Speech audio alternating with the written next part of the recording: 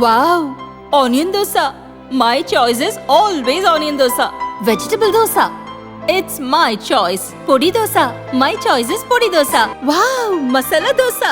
It's always my choice. Dosa வகைகளில் ஒவ்வொருவருக்கும் ஒவ்வொரு சாய்ஸ் இருக்கலாம், ஆனால் எல்லா வகை தோசைகளுக்கும் ஒரே சாய்ஸ் இதயம். சுரா கைட் 11ஆம் வகுப்பு பொதுத் தேர்வுக்கான புதிய பதிப்பு. அதிக மதிப்பெண் பெற சுரா கைட் அனைத்து புத்தக கடைகளிலும் கிடைக்கும். Also available on பாடநூல்களில் இந்தியா என்ற பெயரையும் பாரதி என்ற பெயரையும் தேவைக்கு ஏற்ப பயன்படுத்தலாம் என தேசிய கல்வி ஆராய்ச்சி மற்றும் பயிற்சி கவுன்சில் தலைவர் தினேஷ் பிரசாத் சக்லானி கூறியிருக்கிறார்.